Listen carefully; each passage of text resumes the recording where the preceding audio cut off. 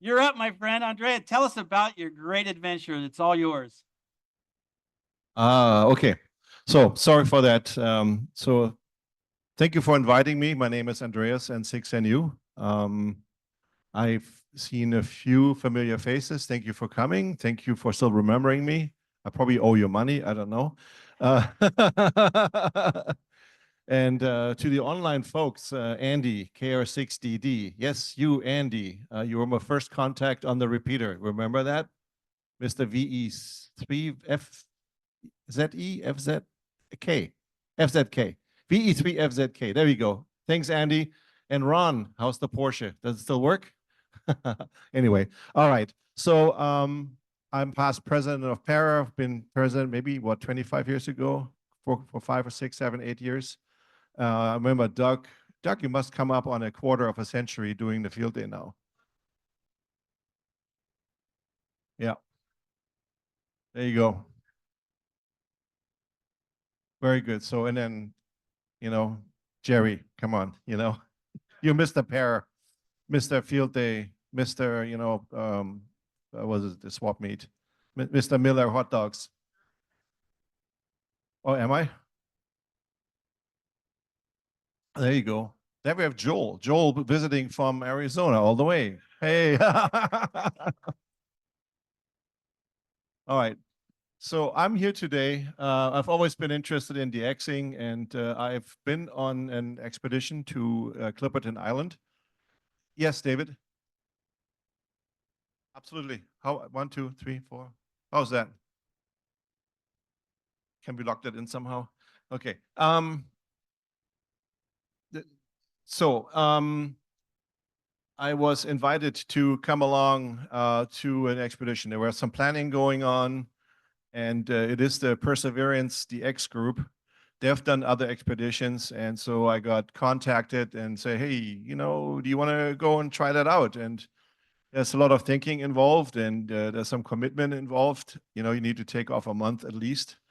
I mean, our trip was basically, a week and a half on the boat going somewhere, then being a week on the island, and a week and a half on the boat coming back, and then all the preparation before that. So there's some commitment involved, and then some financial commitment involved, of course, but I'm getting to that one as well. And yeah, and but I was honored to be invited. It's a great group of people. A lot of people are from the Bay Area, actually, but we get into that one. So this picture was taken on the island. That's the group. So if you do, all of our sponsors get a picture with their flag or hat or T-shirt on. So it's quite comical if you so now the yellow shirts on and now the green shirts. Okay, it's even worse now. I'm on there. So how do we do this? Let's see if we can get out of there. Go here. Somehow join by computer. That's fine. Allow me that one. Share the screen. Share the screen. Share the screen. And are we back? All right. Yeah, usually it's that's what I do. That's meaning I'm talking too much and the computer goes to sleep. Okay, so moving forward. So the one thing I want to show here is a very interesting flag, which is the one with the yellow and the white in it. That's the Vatican. So actually one of the team members was the personal lawyer of the Pope. All right, let's get going here. So we have the Perseverance DX group, the PDXG. So that was formed after the Campbell Island ZL9 expedition they did a while ago, and basically was named after Perseverance Harbor on Campbell Island. And Campbell Island is part of New Zealand and is one of the sub-Antarctic islands. So it was basically established to support the X operations, see what's going on, see what can be done, where can one go? What's available? Do we know somebody somewhere who can enable us to go to places? Sometimes it's not what you know, sometimes it's who you know and who you can pull strings with. And so they have done VK9MT, there was Mellish Reef in 14, they have done TX Chesterfield Island, Chesterfield Reef, TX3X, Ducie Island, VP6D. They did the South Orkney Islands, VP8PJ. They did, what was this one here? The Austral Islands, TX5N, and then TX5S. So it's a group of people. There's some shared equipment that's available, and then you have a core group of people that organize things. And then depending on what skill set they need, they will reach out and go like, okay, so we need a satellite guy. We need a 6-meter EME guy. We need somebody who does EME or something like that. And then they bring in more people. And then, are you available? You have money, because so yeah, that's at the end of the day, that's what it comes down to. And then you have a month to spare to do that, right? Do you have the health available to do that? All these things just go and come into this one. So from left to right, I don't want to bore you, but the interesting thing is Paul, N6 PSE, you might know, right? Everyone knows he's from San Jose, I think.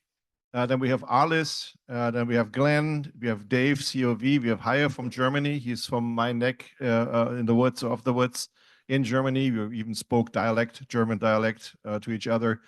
Then Jackie, F2CW, is a Frenchman, but he lives in New Zealand now. And he was our leader, because I'll get into that. There's myself, Chris, and 6 Whiskey Mike. It's a co-worker of mine. There's Walt and 6XG. He lives in Los Altos Hills. Steve, W1SRD. He was a hired gun for some of the parafield days, actually, from the NCCC back then. And he lives in, I think, Grass Valley or somewhere. Then Gene, K5GS. GS is one of the organizer and the brains behind the organizational part. Ricardo came all the way from Brazil, PY2PT. Then there's Rob. Then Francesco came from Italy. And then we have Nodir, EY8MM, and he's from Tajikistan. So he had a 26-hour flying time to get here. With the war happening in between Russia and Ukraine, you cannot fly over Russia or in that part of the world. So you had to fly all the way around it. And so one way was 26 hours. And he's a really, really good 160-meter guy. And then we have Dave, K3EL. So that's the team. If you think about it, that's the radio team. And of course, there's other people behind it. There's the crew on the boat. We'll get to that one as well. But can you imagine we're like 19 or 20 people to do that operation. So it's not a small group of people. So the logistics is quite involved. So why did we pick Clipperton Island? So we always look at club log and see what's the demand for it. And, it was number 38 and number 26. Not the hottest up there, but enough demand to go out there and do it, right? It had never been activated on FT8, a 6-meter FT8. It's on satellite 70 meters, and it was never on 1296 EME.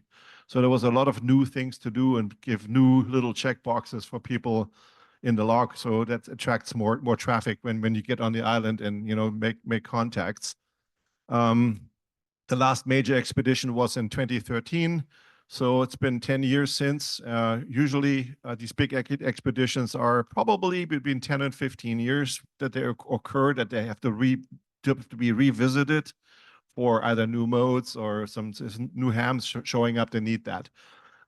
So it was a good thing. And there was a boat available. That's the next thing to go there in January and February. You keep in contact with some of the boat owners out there. There's some boats, they have to have a certain size, they have to have a certain capacity for people that they can go with, and there's not too many out there these days. And some boats are, working with the government, supplying these little islands all over in the Pacific. They do these, monthly trips to supply them with fuel and medication and all the other things. And sometimes they do research. And so some boats are tied up in contracts, but if you find a little window that they're available, then at least you have transportation. And you need to basically go and secure transportation before you can go out and do anything else. Because people will ask you, so how are you going to get there? You're going to kill yourself while doing that? Or do you have some transportation that's reliable? So those things have to be organized before you do anything. So where's Clipperton Island? Clipperton Island is basically, if you look at it this way, 1,600 miles south of San Diego. So when you take the boat, you go all the way down Baja California and then some. And the boat that we are on was doing about 10 knots, basically. So you can do the math. You know, it took us like 7 days or 8 days to get there. Depends on the wind, on the waves, and where the waves are coming from. So you get tossed around for 8 days going down there, and you're happy to be off the boat. And then you're on the island, which is then you happy off the island, and then be on the boat again to be tossed around for another 8 days. So, and then you're happy that you see land again. So it is basically if you go from Nicaragua, you know, over there like 1,300 miles. I think the closest, you know, if you look at the Acapulco was like 1,200 kilometers or 900 miles. So if anything were to happen, that's the closest land, and that's about 5 days away. Whatever you do. Helicopters don't fly there, it's too far. You know, boats can get there, but it takes days for boats to get there. So you need to be in good health to go there. And you have to make sure nothing happens while you're on the island. And that's why you always have an expedition doctor with you. You know, if something happens, you at least have some first aid you can do. Chris and 6WM also was a corpsman on an aircraft carrier. So we have at least some immediate help that we can do. So as you can see, that one it's a very tiny island. It's really hard to find. Even if you look on Google, it's hard to miss it. Or it's not hard to miss it. You miss it for sure. It takes a while to find it. It's a tiny island, and it has a 250-kilometer, I think, one of those economic zones around it. And the Chinese are all over the place and fishing there when they shouldn't be fishing. And so there's some interesting stuff going on. So the island is a coral reef, basically, or an atoll. It's an atoll, and it's has a reef around it, and it has a lagoon in the middle. And as you can see, that there's not a lot of room to do anything. So the reef means is that when you approach with the boat, you're very likely to hit the coral reef.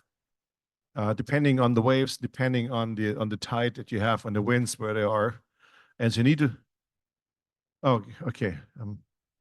I just changed the screen. It's not me. You know, it's like. Okay. Let me do this one here. Let me join. Yes. Sorry for the interruption here. We share the screen, and this is the screen we want. We're back. Okay, back in business.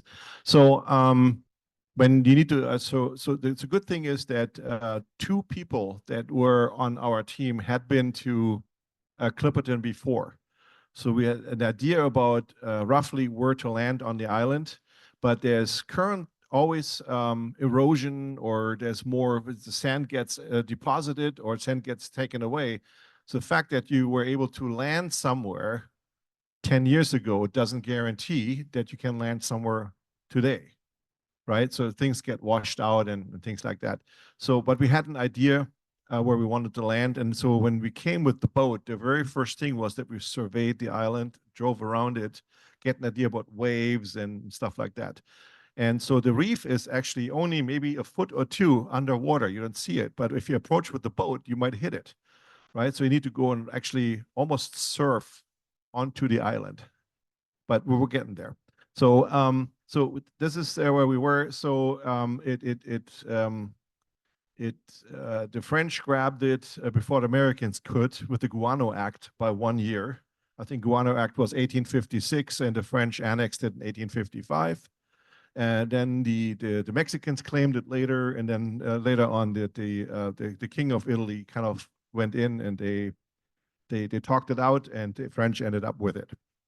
So even today, it is a French Pacific possession. And it's the only one north of the equator in the Pacific. There's nobody on the island. There was some attempt of getting something going on the island in the turn of the century. But it was not successful. I think there was some guano mining there, and that was about it, some coconuts, and it didn't work, end up well. Some people ate each other, and that was the end of that. So it's about January, February when we were planning to go there is about 28 degrees constantly. It's always hot. It's 10 degrees north of the equator, and you have constant wind. So you have your 10, 11 miles an hour wind from the morning to that. There's no letting up. So when you build antennas, there's wind. When you build the tents, there's wind. There's wind, and with the wind comes the dust and the guano flying through the air. So it's not a nice environment, but it's a subtropical or tropical environment that you have to deal with. So you need to drink a lot of water and you need to wear clothes accordingly. And if something gets wet in the tent, it stays wet. If you have a puddle of water, it will stay there for 10 days. It doesn't evaporate. It's such a high, humidity there. It just doesn't evaporate. There's no chance for that. So we talked to the High Commissioner of French Polynesia. So that island is, it is right now is administered by French Polynesia, even though it belongs to the French, right? So French Polynesia is the seat of all administration. So if the military needs to come, they come from French Polynesia. And it takes them about $1 million worth of fuel to have a cruiser come over and check it out. So they're not doing it too often. So we had somebody, FO4BM, Philippe, he went in and he helped us dealing with the government. And so then once we had some help there, it was reviewed by the Navy, by the Maritime Office, by the Environmental Office, and in Paris from the government. So if we could actually get a landing permit for the island. So finally they said yes. They strongly suggested we have a French national be the lead of the expedition, which we had, right? This was Jackie. We should have more than one French national on the team going to the island. And to do that, they said there should be some really bona fide scientific content of people going. So we ended up with two French researchers from the university, one in Papeete and one in France, and we had one. I'm getting to that environmentalist, but let's get to that. So here you see we got the landing permit, we got the license for that, and the person on the left, that's Francois. He is how to say that? He's like an environmental friend of the island. Well, his best friend, when we were talking, on the boat after a couple of days and a few bottles of beer, information changes, And so he showed me a picture of him in full uniform, giving his best friend from the academy the commission to be an admiral in the military. So what was he? I don't know. You tell me. So he was way up there somewhere. So he's basically, kind of like moonlighting now that he's retired.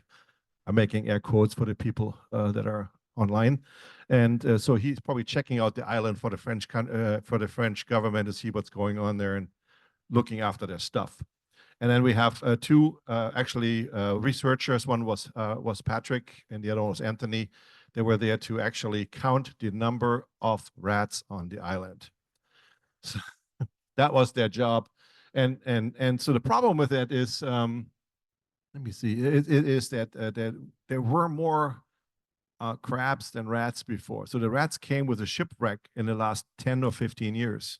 So it was a shipwreck. The rats came on it, and the rats started basically eating the bird eggs, and there was not enough bird eggs, so there's less crabs now, and all these things. So and since there's less crabs, there's no more grass growing up there. So in the grass is where the rats can hide better than before. So it's this thing, and so they're thinking of maybe even what can they do so they set traps. They had these trail cams set up and all these things, so just to catalog what's going on. So weird, but yeah, bring cats, right? Yeah, right. That goes really well with all the birds on the island. So it's like using the devil to exercise the other demons. So anyway, so that was interesting. So that was the legitimate research that was done while we were on the island. So they did their stuff and we did our regular stuff. Everybody was happy. So science was served, the ecology was served. The next thing was, of course, it's a lot of equipment that needs to go to the island. So we call it the boat, a tent, and a generator expedition. And there's no hardware store nearby. So everything you need to bring it, and then some, right? So the good thing is that a lot of these people have done expeditions before. They have very nice lists of what to take or how much of it to take. And so Walt, N6XG, he lives in the Los Altos Hills here, up the hill. Has a nice big house, and he has a nice big garage, and that's where all the equipment was accumulated and put. So when you have antennas, they're done. You try them out, set them up, put them back, and put them in his garage. And then so put everything into these either totes that are watertight or in these big, nice military style, shipping boxes with clamps and rubber seals and whatever on it, and then they even float when they fall off the boat. So that was that, and then testing all the generators, deciding on even voltages. How much voltage do you run on the island? Because some of the equipment that was brought in comes from Europe, some come from there. So you do 240 and you call it a day, right? So everything on the island was run at 240. So whether somebody brings something from Australia or for Europe, whatever, it will all work. But you need to agree on it. You need to agree on the connectors and everything else. So that has to be planned out. Another thing is that you have to bring gasoline with you for the generators. Oops, I see that right now. Let me get back. You need to bring gasoline with you. And oops, go back here. And the problem with the gasoline is that we had a limit as how much the boat was allowed to have safely on board. Are we back? Yeah. So now we play the game as how many generators can we run with the allowed, it was like 640 gallons that we were allowed. Then how many generators can you run and how many stations is that and so forth. So that was a real thing that we ran a generator, we timed it, how much did we use per hour and stuff, and we were pretty good. But that is some planning you need to do. And then also you say, then what's a contingency plan? Well, we need to save gas, so we go from 5 stations to 4 stations to 3 stations and see if we can make it through the whole expedition. Then, if you look at this one here, that was the group of people. That was myself, my wife Sandra with the red shirt there, Walt, Rob, Steve, SRD, and Chris.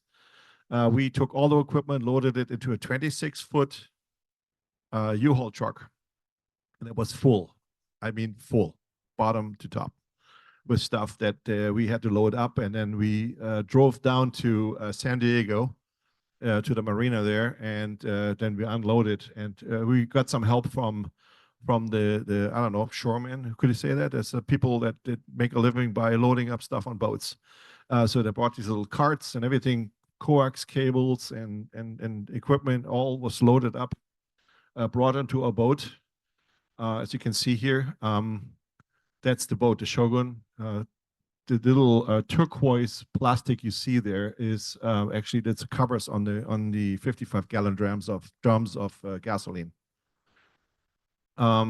So then before we took off the night before, there was a team meeting and just a dinner because a lot of us had not met in person before. People came from all over the world, so we can sit down and just get a first idea of who you're dealing with and going to be trapped together with for the next month. This is the called boat that we have. It's called the Shogun. It's 90 feet long. It has about a 30-foot beam, so it's kind of wide for a boat that type. And the nice thing is you get a little bit less rolling on it, and they have more deck in the back for fishing and stuff. So this is actually a fishing boat for sport fishers that do the deep sea fishing. That's their business.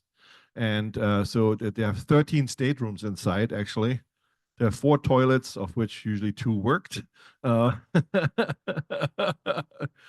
There were 3 showers, of which 1 worked most of the time. And the good thing is that for the most part, it's air conditioned in there.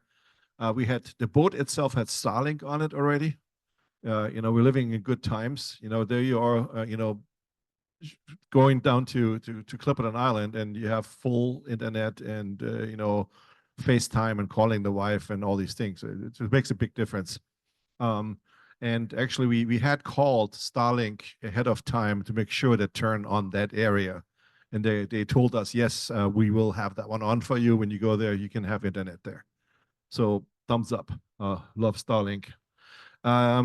It is an American flag boat that was very important to us, so that you get quality sailors and quality regulations and quality checks and everything else. If you put your life in their hands, you're on a boat for a month. You want to make sure you're in good hands. The next thing, so the Shogun, this is the most interesting part. These people, the crew, are hardcore sports fishermen. I mean, if you look at it, the tuna that they caught, this is while we were on the boat.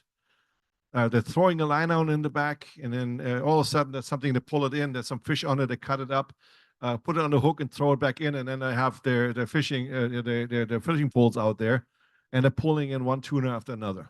And they're fighting the tuna, and they're doing it. As you see on these shows, that's what they do. And we're like in awe, right? So on the boat, so look to the right. That's the food that was prepared for us by the chef on the boat, on a fishing boat. Sushi. So that guy, yeah, I would get to that one probably if you look at this. So this is our chef, Justin, tattooed head to toe, prepared a little meal for us every day. There was a little whiteboard, and this was our meal. So breakfast, lunch, and dinner was all planned out. And look on the right. I mean, it's like, Justin, where do you? I was expecting somebody making some, eggs and bacon, and here it is. Here's some beans with that, but. No, let's ask him, where did you learn how to cook?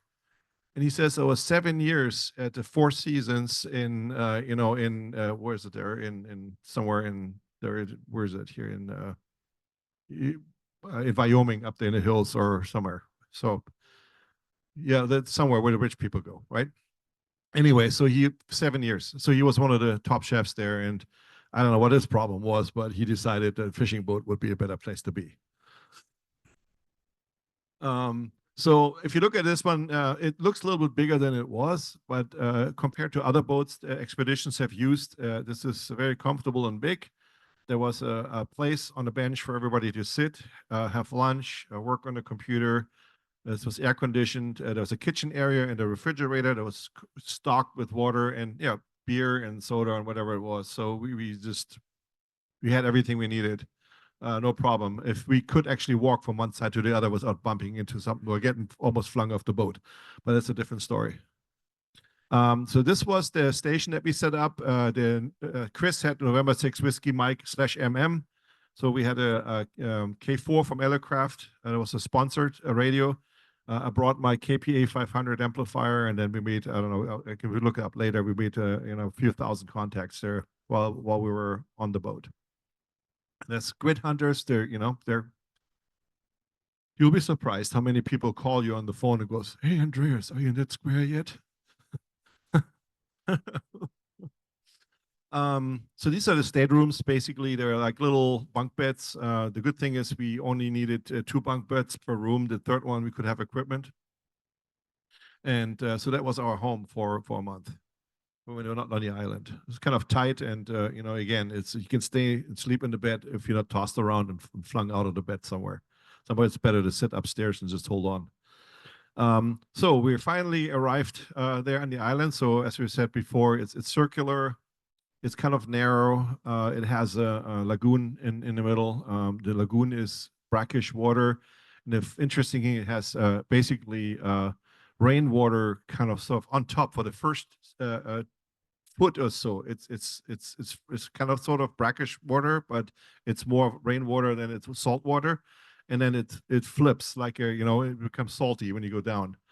And we kind of sort of did some bathing in there every so often, but a lot of people ended up with infected eyes and stuff like that. So you have to be really careful. It was better to wait for the daily rain shower and use that one. But live and learn.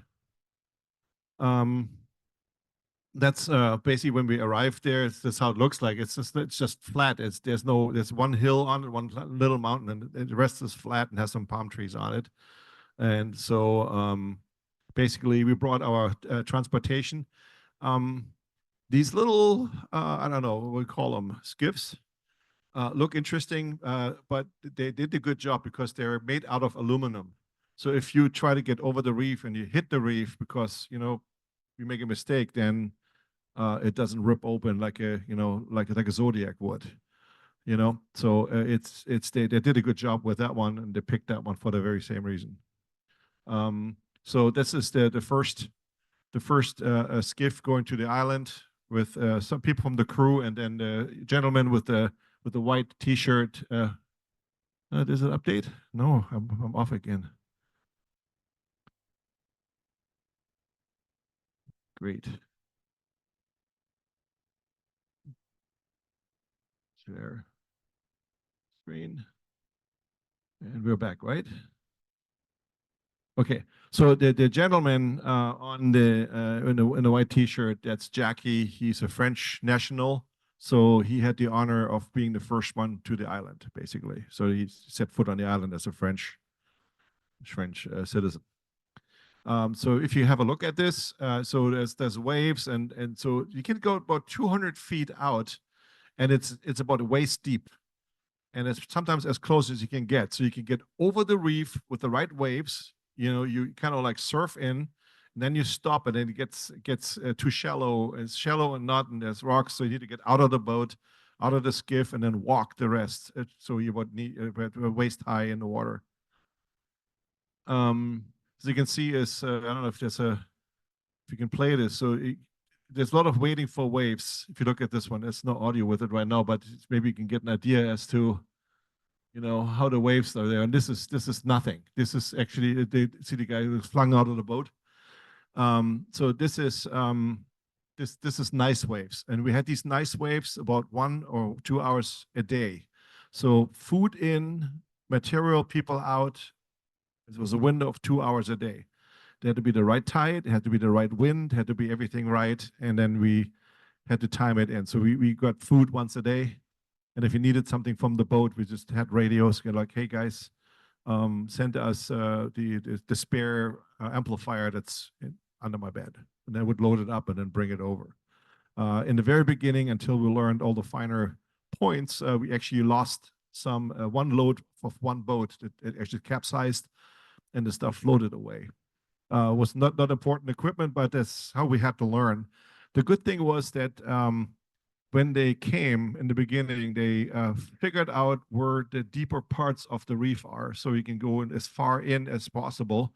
They marked it with they had bricks that they had attached to buoys.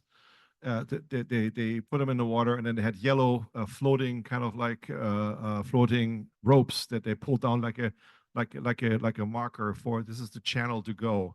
So when they moved it a little bit as we went, but then they had it figured out. So from then on, it was easier to come in and just aim for the buoy, and then just go and surf down that little line that was marked by the ropes. So that was very helpful, and the crew was pretty darn good. There is a French flag, and there's a marker on the island, and so Jackie went in and made sure there's a fresh French flag there, because they last about 2 months, and then they're all shredded and torn up. Operating schedule. So that's, of course, it's as you have a crew of about 20 different functions, but we basically had 3 teams, and each team has a 4-hour shift. And within the 4-hour shift, that team decides which bands and which mode, nobody else. They look at that, what's going on, where is propagation, what do people want. They might do FT8 on every single station and every band, right? So it's up to the team at the time to determine what's the most effective mode and band to use for them. So that's up to the team. So no discussion, that's it. Nobody talks into their business. So, it's like my plane, you fly, I'm the pilot. And then if you want to fly, it's your plane, you do your thing.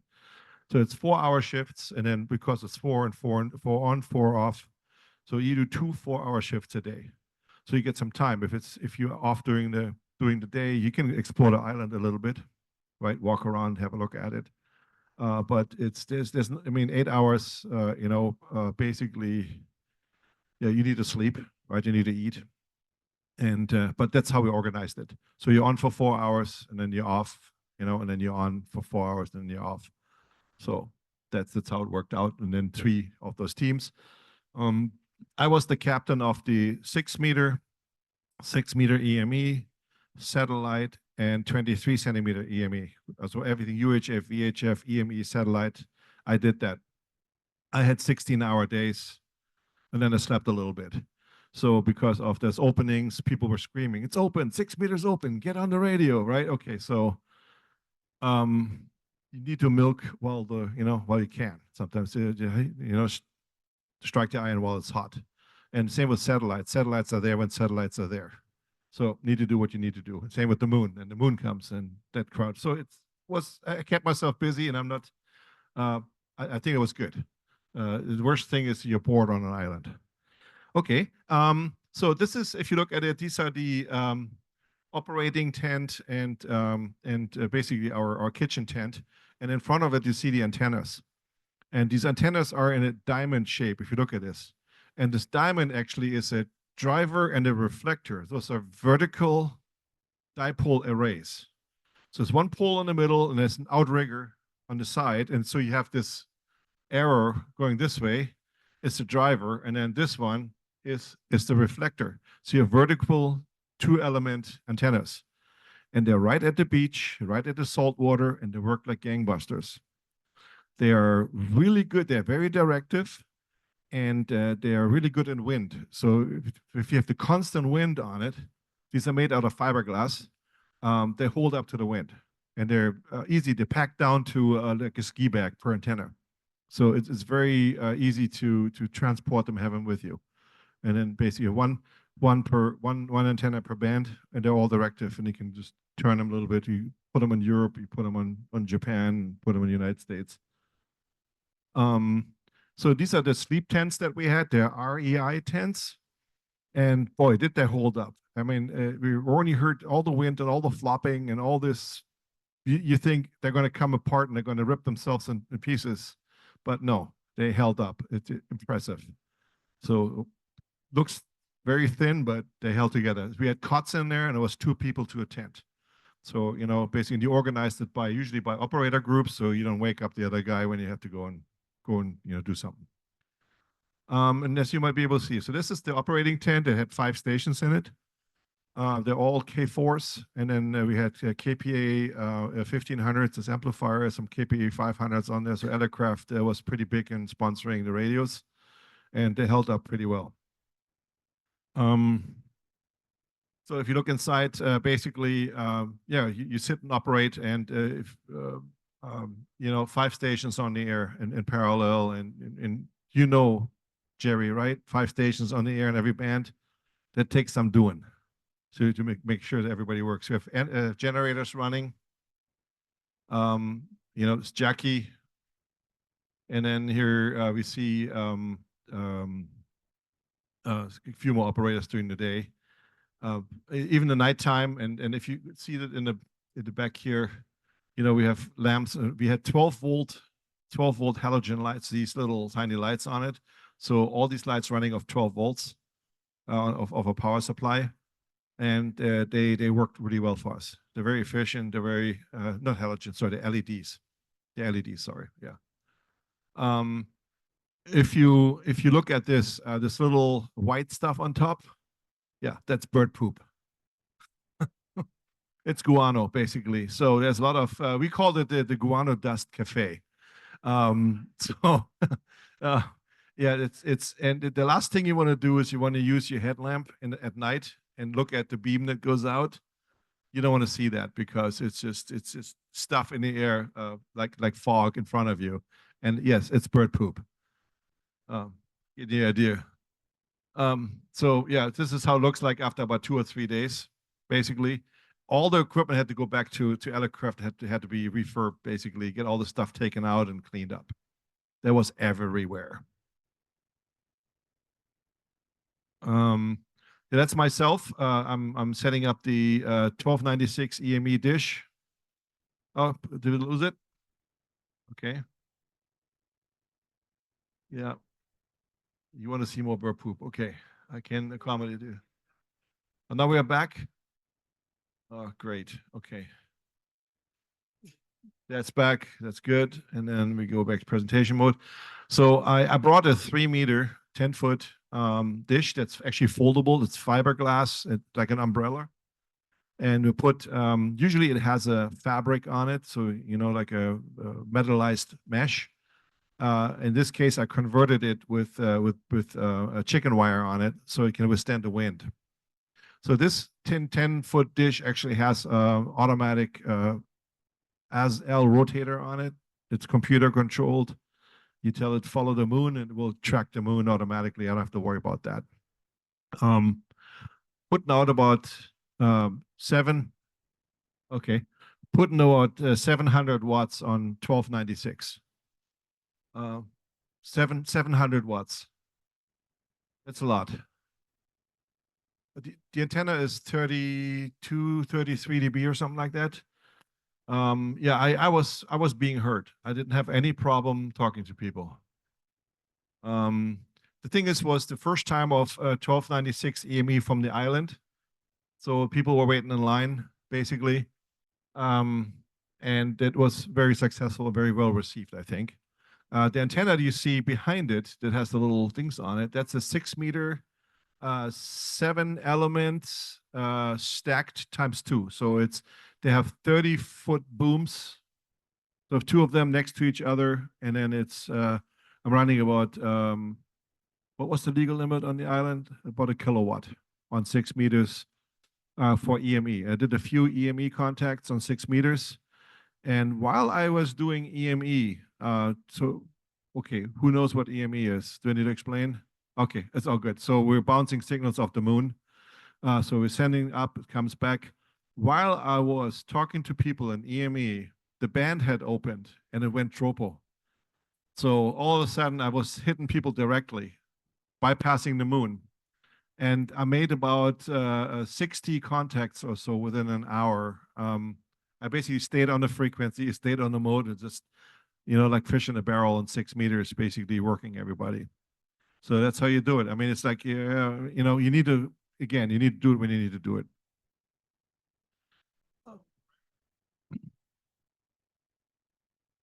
First time ever. Never been done before. So yeah, and then there's one more thing about this. So I had a satellite equipment with me, and I made about 500 satellite contacts from the island, and that's on 70 centimeters packet. It's called the Green Cube. That satellite is at 5,000 kilometers, so it had a huge footprint. I could see Europe from there, right? That's why I picked it. And so now I had an 11 element 70 centimeter antenna, which is nothing to write home about. I had an as-L for it, and I was running about 70 watts from the radio. No amplifiers, no nothing. It's enough for a satellite. And so I get contacted by somebody who says, well, a good friend of mine in Germany is not doing so well, and he needs one more country, and that's Clipperton Island. And it's on 70 centimeters EME. And we're like, yeah, I don't think that's the equipment that's good for that. And he says, no, don't worry, it'll work. It's like, okay, I'll try, don't worry. So we made a sketch. I turned the antenna to the moon, and I heard him by ear on my 11 element antenna. I could hear him loud and clear. I found out he's running an array that has like 40 some antennas that are like 50 feet each. They're on a railroad track to swing them around. So, right. Okay. He did all the hard work. I did nothing. But there we go. There was the first contact, and there was a second contact. 2 contacts on 70 centimeter EME from the island. So, unexpected, but hey, sometimes you just need to try. This is my operating for the 6 meters EME 1296 and 70 centimeter satellite. So it kept me busy. Sometimes somebody stopped by, hey, wanted to operate, fine, operate, right? Let me sleep and you can go and operate. There's nothing special about those Pelican cases up there except for they weigh a certain amount of weight and they keep everything in balance. I didn't tell anybody. They're still figuring out what I did there. Um, that's so don't tell anybody. They're just counterweights. So this antenna basically is all snapped together with magnets. So I can take that antenna down in 15 minutes. Yes. So that's in it. And so that was a good thing about it. So, 1500 watt amplifier on the island, ICOM 705 for the 6 meters. I had 9700 for the satellite, and I was using a 905 for 1296 in EME. Yeah. Which one? No, not that I can tell. They're not strong enough, I think. No, they're tiny little, like one of those little round coin cell sized magnets. That's all. And everything is machined so tightly that it's snug, and the magnet just keeps it from wiggling. Yeah, it's just, and the elements come up one at a time. It's just as a 15 minutes. So the guy who designed this one, Peter, backpacks EME up mountains on the backpack. He's bringing his EME antenna in a backpack, batteries in the backpack, and sometimes 6, 7, 800 watts of amplifier on the backpack. I'm just saying, this guy is an animal. And a pack mule. Yes. Okay, that's probably interesting for you. So to be able to run all the different bands at the same time, we're using these filters. They're low band systems filters, and they work really, really good. So they are in the antenna line after the amplifier. So whatever the amplifier produces that is out of band gets filtered out and knocked down. So it's a band pass filter on transmit. And when you receive, you also go through the filter. So everything that's out of band gets knocked down. So if you have 40-meter transmit, they knock down, and then you knock down on receive. So you get, I don't know, 50 or 60 dB suppression of this, and it works well. So you can be on all bands at the same time, and antennas being probably 30, 40, 50 feet apart, and that's it. So it's phenomenal. The technology just works. I mean, remember our pair filters we had to use? And sometimes we were deaf. Yeah. Yep.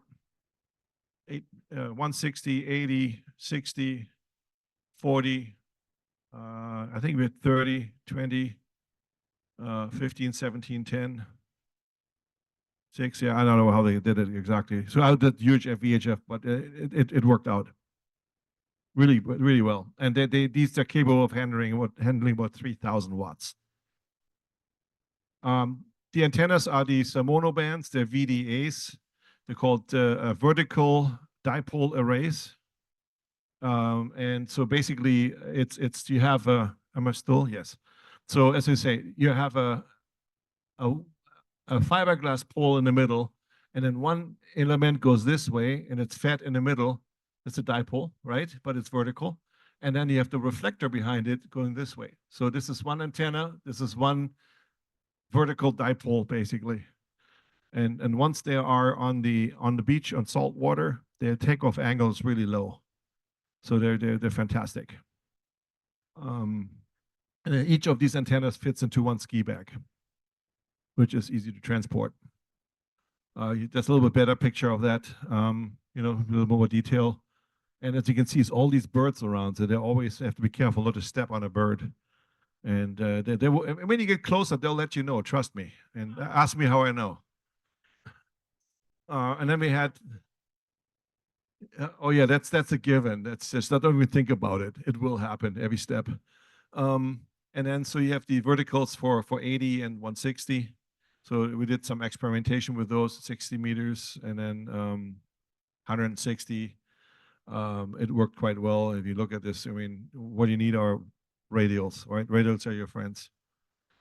And then as you look at the statistics, basically we ended up about 114,000 QSOs while we were on the island. I think maybe we should try that for the next field day, right? We were about a week, 7 or 8 days, and then you have you start out slow in one station, and then you do, you can ramp up. You can see that, it ramps up, and then at the end you start tearing things down. Yes. Okay. All right. Uh-oh. And are we back? Not yet.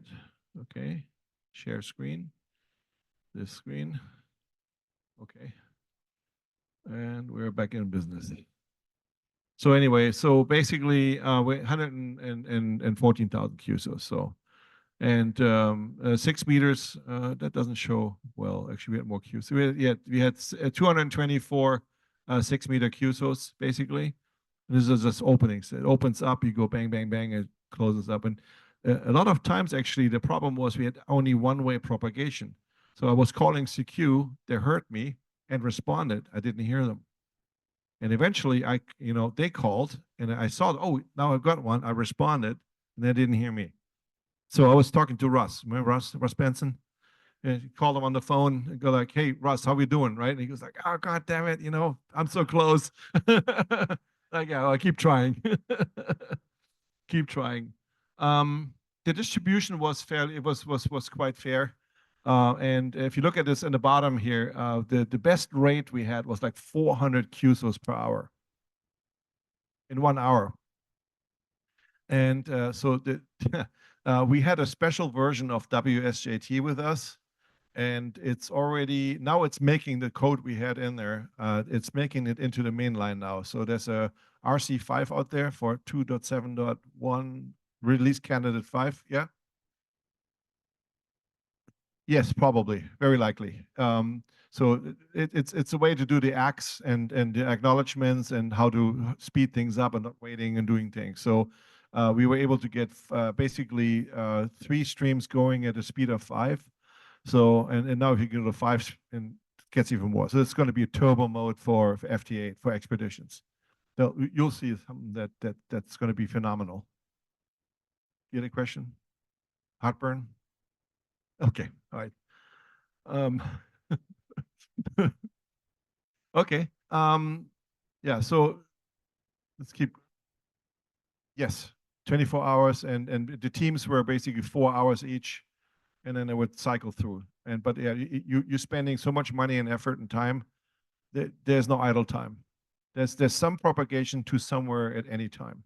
Sometimes more, sometimes less. But if you hit the United States, then it's very active and a lot of going, and then the Europeans and the Japanese and so forth. But yeah, you need to keep going. And as we say, the real star was the Starlink terminal. We had one on the island as well. We brought our own Starlink, and we had 500 megabits down and 500 megabits up at 25 milliseconds of latency. I bet you that 80% of the population in the United States has shittier network than we had down there in the on the island. Guarantee you.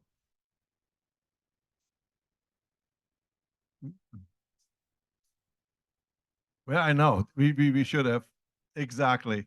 So let's get a little bit to we had to be scientific while we were there. So we had scientists with us. So this is an idea of the birds on the island. There's a constant, like quacking, cackling, whatever you want to call it, whack, whack, whack, whack. It doesn't stop, right? It's always on. The good thing is when you walk around in the dark and you come too close, they'll let you know, and they bite. If so, about 8 feet is like whack, whack, whack, whack, whack, and then 4 feet is lunging. So you have to kind of like be careful about it. As much as I like shorts when I'm out there, it's not a good idea. You want to have some pants on, just for that. The other thing is lots of crabs, but you'll be surprised how fast they are. And sometimes when we were sitting in the kitchen tent, we sharpied numbers and names on the crabs and just see how fast they are.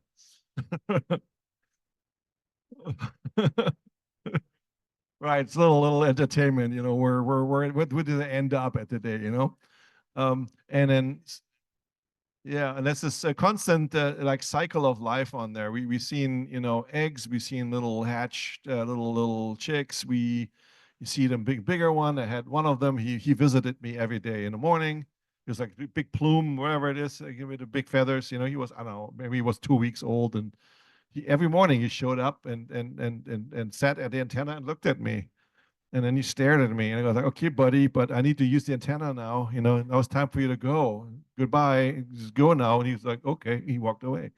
And the next day he was back. So I think it was him. They all looked the same to me though. Um, and then as you can see, this was going on constantly, right? So there's this eggs, there's hatched ones. There was one that he looked like he wouldn't make it, and we were all rooting for him. You can't touch him, you can't do anything.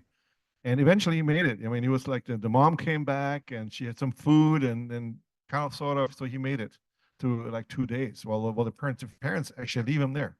They go out and find fish. And they come back and they either make it or they don't. And we were rooting for the little guy. Come on, dude, you can handle it. So yeah, and then this is a little bit at night. The crabs are everywhere. The crabs come out when the sun goes down. So they are usually at the edge of the lagoon on the edge of it. They burrow into it, and so they come out, and then they get into the corals and start digging. So sometimes you have to be careful when you walk on the island. You might step on something that looks okay, and then your foot sinks into one of those holes. And the problem are these corals are sharp.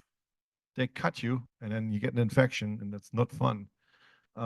So we figured out some path to go, and we kind of stuck to that path, and just like a minefield, right? Just don't go anywhere else. And we know it works. Don't go anywhere else. There is some World War II leftover. There are some from what they did. And you want to stay clear of it. There's still some live ammo on the island. There's still some unexploded ordnance on the island. So don't touch it. Don't play with it. It's like dead snakes, right? Dead snakes, leave them dead. Don't play with them. And also some modern stuff. We couldn't talk about it while we were on the island.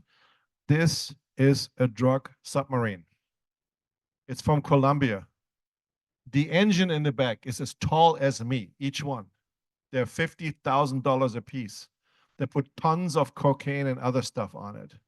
So we let the authorities know that we found the submarine there. They told us, don't touch it, don't go near it, don't tell anybody until you leave, and then we'll check it out. They don't want the narcos know that we found their boat. Okay, so then they come after us. So don't let them know. And as you can look at this, look at the size of these engines.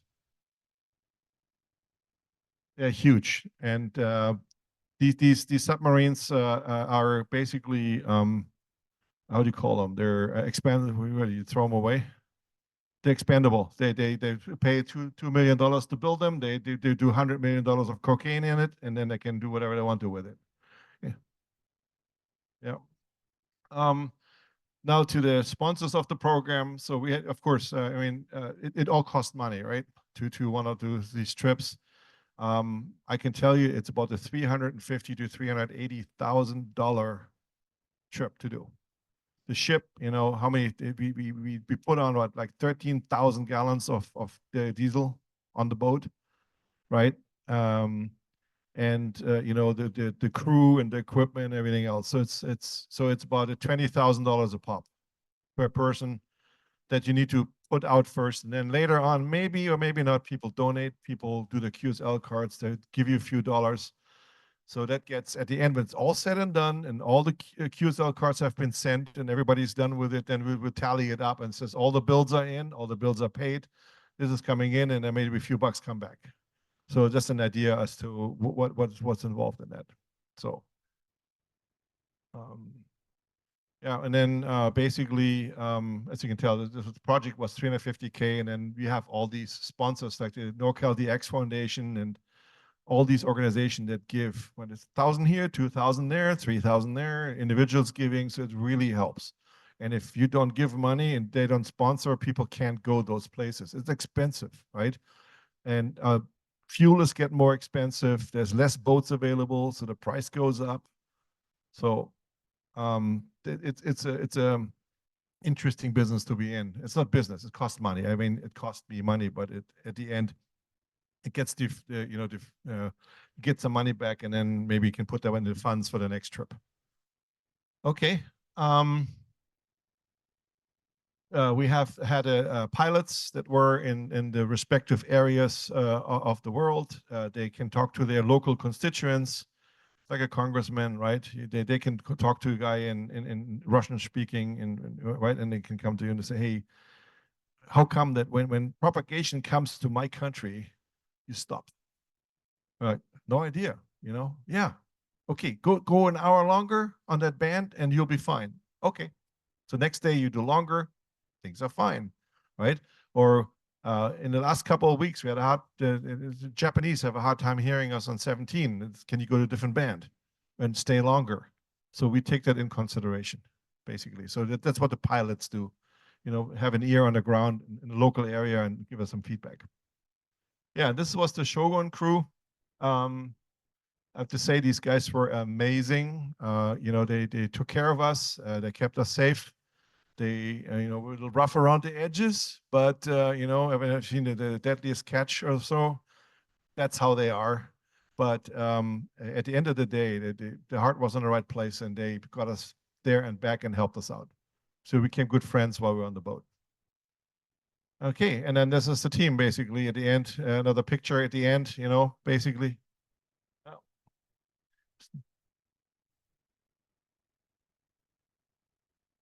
Yeah, I know. It's just repeatability, right? Okay, share screen.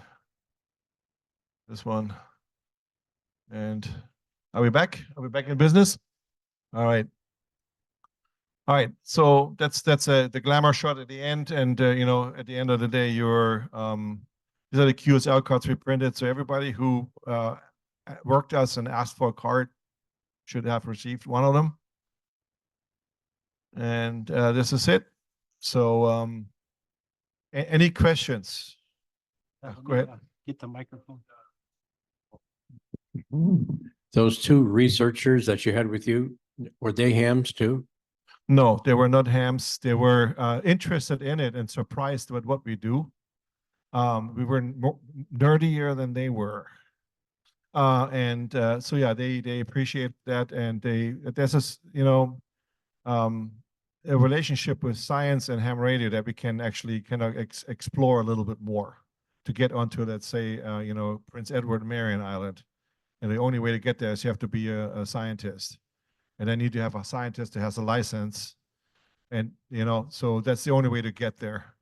And then you need to stay for I don't know, 6 or 8 months there before you can come back, before the boat picks you up again. So that's a commitment. So yeah, they were basically biologists, both of them.